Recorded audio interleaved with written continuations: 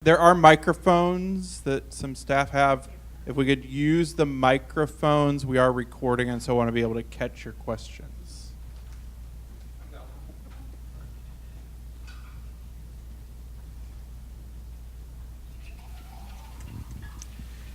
As a journalist here in Columbia, I'm concerned looking specifically at Boone County and Columbia and wondering if this disparity, health equity information and data is broken down by county.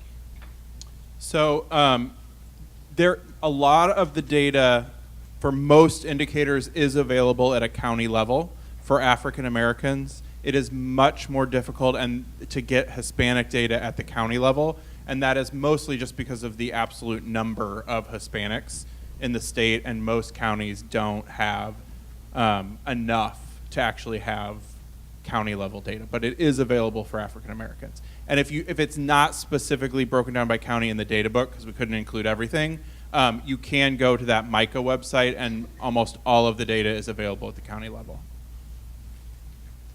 There's one over here. Sarah or someone. Oh, you got one. Go ahead. Good morning. Just curious about some of your stroke data. Even though we've seen the decrease in the mortality rates for stroke, is there any data that you have that indicates the degree of disability that goes along with stroke and what that means for access to care in terms of convalescence for those who have increased risk of disability with stroke? The data does not go into sort of post after a stroke has occurred. What are some of the in terms of rehabilitation and functioning and disability after stroke? So I don't have that. That data is not available in the data book, unfortunately.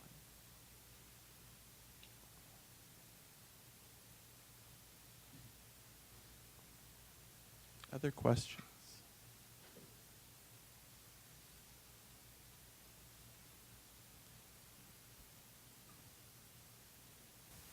I noticed that there was high incidence of STDs, which has been going on a long time. What is the role the schools are playing in that, given the fact that there seems to be some squelching of their ability to educate children on that? So what are we seeing taking place at the school levels? Oh, it's a great question. I think there is sort of the state level policy about what is allowed in schools. A lot of schools in Missouri focus on abstinence-only sexual education. I think from a public health perspective, I think we can say the data is out there that type of education is not as effective as comprehensive sexual education.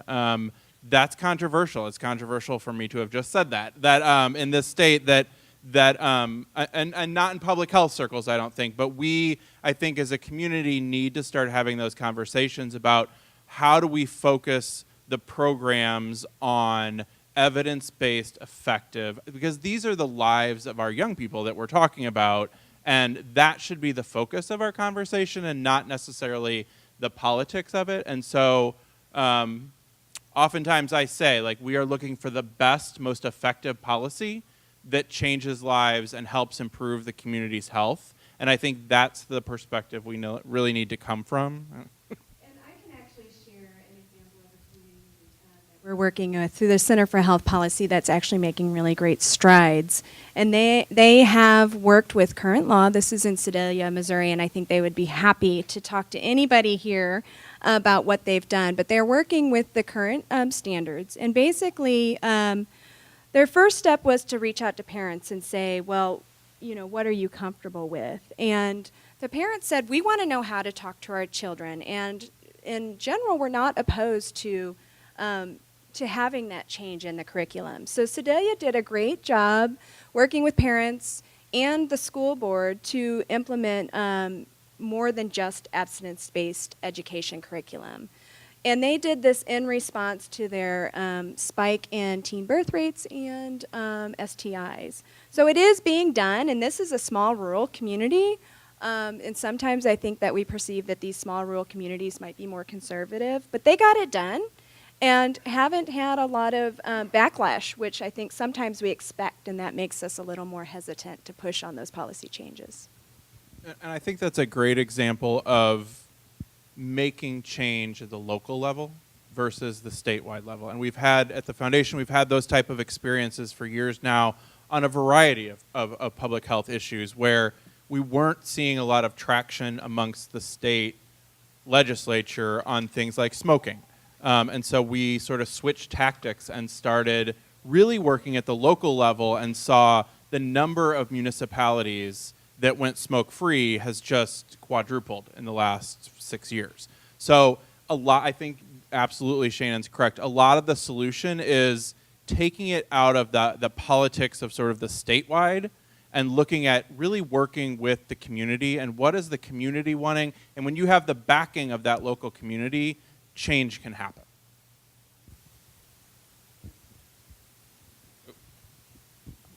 Go ahead. In the green shirt. A lot of good data, and it's wonderful to see this work being done. I'm with Preferred Family Health Care, and we're a major provider of behavioral health with a focus on addiction. According to the National Center of CDC, Center of Disease Control and Prevention, the leading, by far, non-natural cause of death in this country is drugs. 135,000 Americans every year. And the secondary cause of death is a lot of the items that you listed up there, kidney, liver, HIV. These are listed oftentimes on the death certificate as cause of death, but they actually come from the number one cause, drugs. I'd like to see more data about drug use population statistics and trends because I think we're at war here with something that's killing 135,000 Americans every year directly, and when you add those secondary causes, almost 225,000. And I'm sure Missouri probably falls within the national statistics on those. So I'd like to see more of that addressed. Thank you.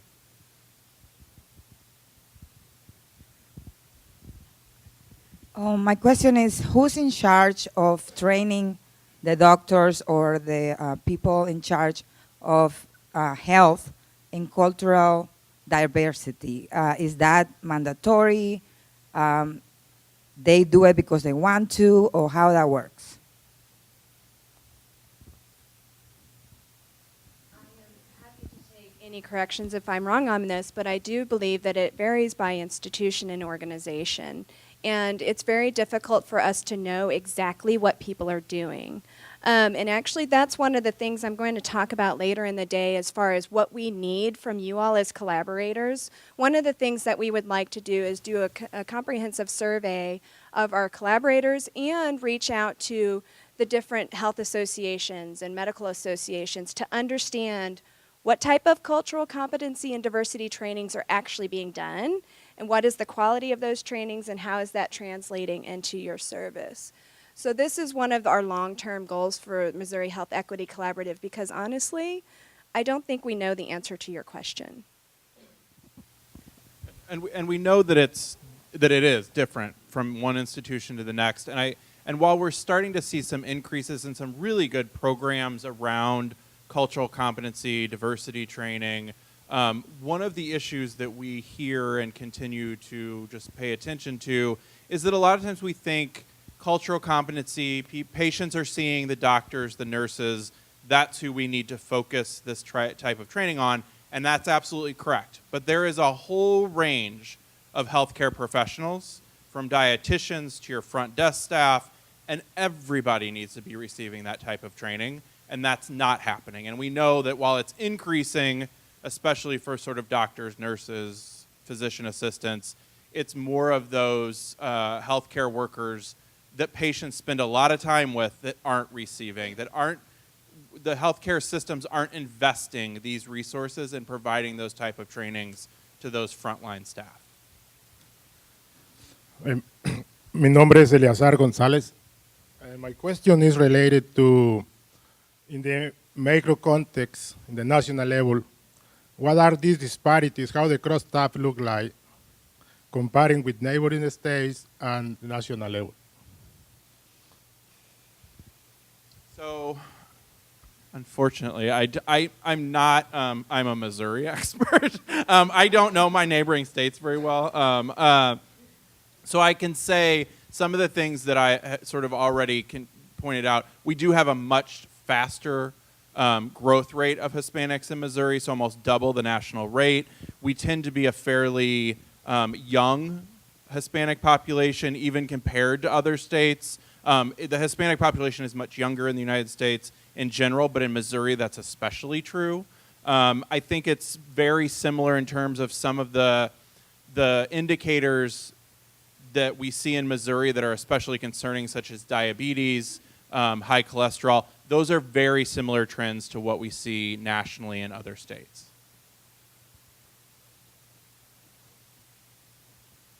Hi, my name is Carrie Jepka. I'm with the College for Public Health and Social Justice at St. Louis University. And I actually have a couple, like a two-part question. One part was you had mentioned with the maternal and child health stuff, you had mentioned this idea of place-based funding. And I was wondering if you could give us a better explanation of what that was. And then I think second, spending most of our time in North St. Louis County, it's a very overstudied population. So thinking about how, I'm wondering if you guys have an idea of how you're going to reach out and work with the other organizations like Nurses for Newborns or the Maternal Child Health Coalition or the Federal Healthy Start Program, which are already in those areas. Yeah, great question. And I am not on the infant mortality team, but so I can speak in generalities, and then I can refer you to the correct person.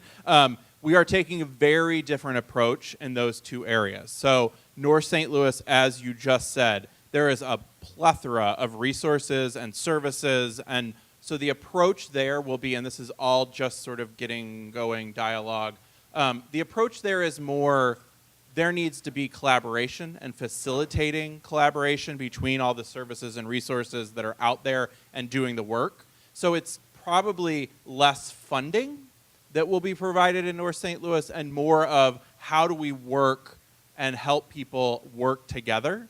And then sort of the flip side, in the boot heel, there is a lack of resources. There are some organizations doing great work on a shoestring budget.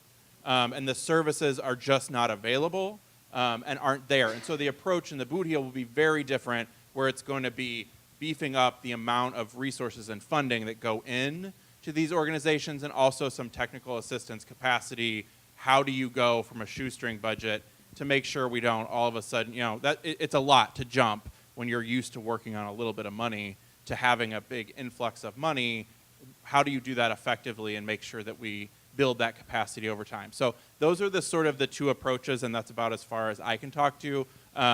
The program director that is in charge of the Infant Mortality Initiative, her name is Kathleen Holmes. And if anybody's interested in her contact information, come talk to me. And I would like to add to that I really, again, we're so thankful MOHEC can be here today, because I really want to emphasize the fact that I feel like times are tight. And as Ryan was saying, we all have to be really smart about how we're leveraging our resources and how we're strategizing. I would like to reach out to everybody here today and say, please use MOHEC. That is our purpose. So there are many ways to reach out to other collaborators throughout the state through MOHEC. And one simple way is to get on the listserv and start a conversation. In the last few years, it seems like we push out a lot, but you all are welcome to say, hey, we've got this project going on addressing infant mortality, and we need help across the state. And I think that if we're smart about really working on the holistic, bigger picture across Missouri, we can really leverage our resources and be smart about that. I know you mentioned about having fund and grants available to recruit people for the Navigator in order to get people into the marketplace for the insurance. I would like to know, what other things are you guys doing to bring the information to the minority group and the underserved, so that they will know that this is available for them before they get to the stage of needing the navigators? Great question. So the new initiative, this one I can talk about. The new expanding coverage initiative, there are really three main parts to this initiative that we see over the next 5 years.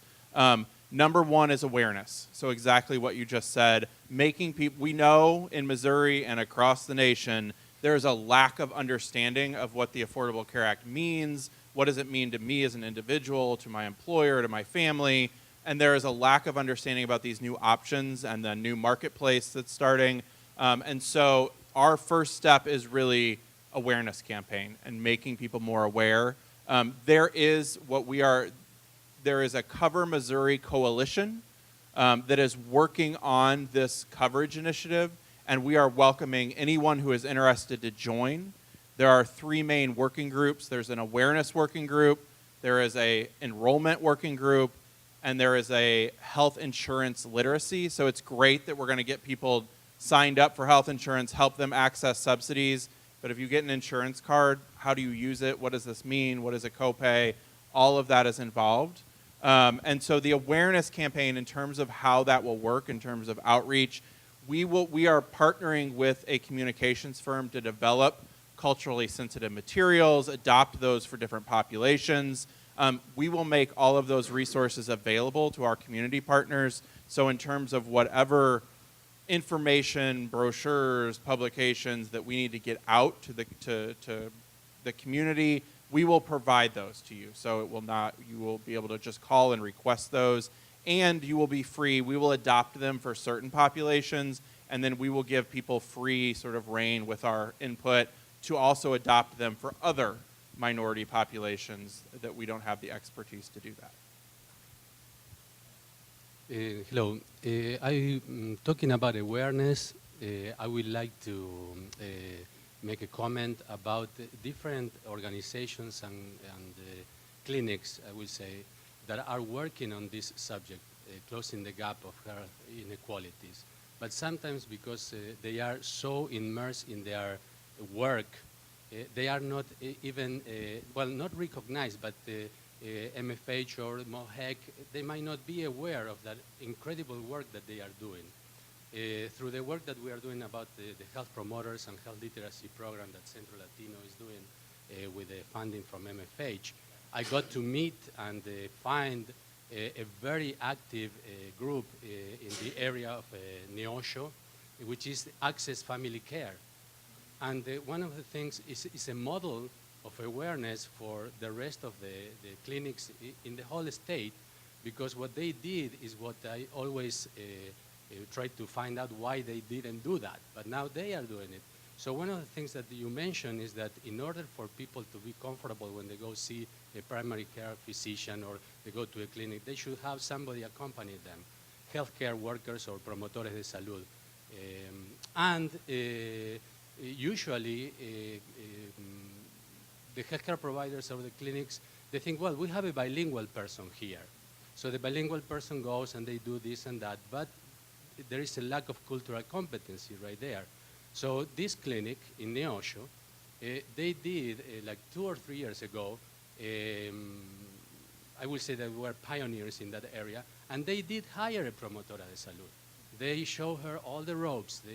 She was very responsible with all the work that they had to do, creating Facebook pages, websites, getting acclimated with the rest of the operation of the clinic. And today, we are working together in a collaborative way to establish a Promotores de Salud health literacy program there. And we've been working actively. And I would like to recognize the Promotora de Salud who is here, and it's Laura Pina, right here, right next to me. So please, if you can recognize her, because she's doing an excellent job. Yeah, and our goal is to be able to expand this program, this health promoters program, to other counties within the state of Missouri, to put the state of Missouri on the map of Promotores de Salud programs. That I know of, I'm aware of, is only the Casa de Salud in San Luis, Centro Latino, which has been doing this Promotores de Salud program for many years, sometimes with funding, sometimes without funding, but we have to keep doing that. And now this program in Joplin, which is excellent. So I just wanted to bring that up. And thank you for doing what you are doing. And I will comment on that. Thank you, Eduardo, for saying that, because that was a huge theme in our provider interviews that we came across, was the idea of having somebody who is deeply invested in the community, from the community, working in healthcare services. These are the people that are bringing in folks from the fields that haven't been receiving care for years and years and years. These are people who have been have had delay care issues that now feel comfortable because they have somebody that they can trust and identify with that is always there. It's not, sometimes we do have to rely on resources such as Blue phones and things like that, but if we can take it one step further and actually have a person right there in front of us that can make you comfortable in your healthcare environment, what we've been hearing is that's been incredibly beneficial. And it's a great example of how MOHEC can really also help with the communication and making connections between groups and finding others around the state that are working on these type of issues. So thank you. Just one quick thought. In discussing earlier about the way that cultural competence is being trained for these individuals are being trained at each institution, is any effort being made statewide or otherwise that you're aware of that actually works with the medical schools to begin to infuse this into the curriculum so when they graduate, they don't have such a huge learning curve on the other side? Can you speak to that at all? Well, I would like to point out that we are going to be having a networking luncheon coming up. And we actually do have an expert. I hope she doesn't mind that I'm calling her out, but Dr. Jane McElroy works very closely with the medical students here at the University of Missouri. And she can talk a lot about, I hope that's okay, Jane, about some of the programs going on here at the University of Missouri. But what's difficult is knowing exactly who's doing what and how they're doing it. So we don't necessarily, I think, have a good grasp, like I was saying before, on exactly what type of information is being put out there consistently. I do feel like it is a priority. I do feel like the medical schools recognize that this has to be part of the curriculum. So I do believe it's being done. However, it might be as a guest speaker, or it might be a 20-minute talk over here. The medical curriculums are jam-packed. So I think it's up to us to sort of raise our voices and say, hey, again, we have to be strategic about how we're delivering care. And as we move more towards those medical homes and those patient-centered care models, we really have no choice but to include those types of trainings. And a lot, from what I've heard in talking to some medical school faculty, a lot of it is dependent on who the faculty are and what their passions are. And so the cultural comedy type stuff being, because there isn't a lot of room to add classes, and so a lot of it gets sort of added to as components of a class, and it's very dependent on, so I know a faculty at SLU Medical School that is passionate about LGBT health disparities and teaches a class on kids, and he works it in to the class he teaches. But he only works it in because that's a passion of his. And I think we see that a lot, and so it is very different from one medical school to another how much of this type of training we're getting, and it would be great to make it more uniform. It's tough in working with the medical schools to get things like that. Ryan, can I butt in? Do you mind? Okay. Sorry.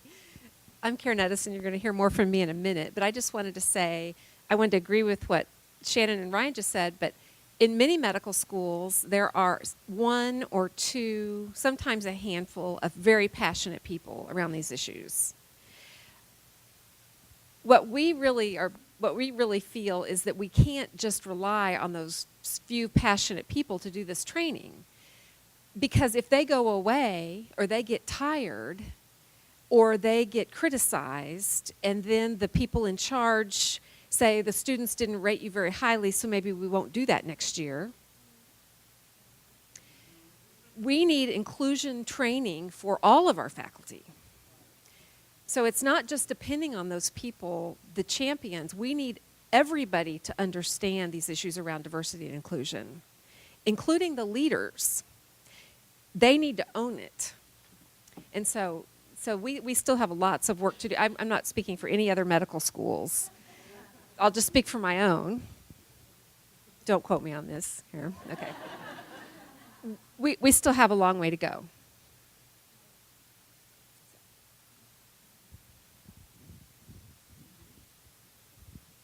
Michael Weaver from Kansas City. I just want to echo everything that's been said, and also to comment that on a national basis, and this is for the policymakers, is that some states, like New Jersey, has made it mandatory for physicians to recertify to take courses in cultural competency, and about 6 other states have different initiatives for healthcare workers. So it's sort of working its way either at the state level or at the individual university and medical school level. So we're making some slow progress.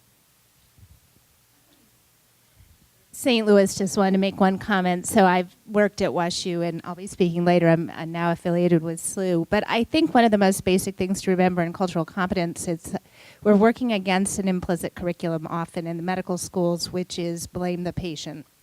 And I think if we can begin to unhook blame the patient and to always respect and address people with compassion, that's not very complicated from a time point of view, but it is a culture shift. So if you'll join me in thanking Ryan and Shannon and all of our question askers, please.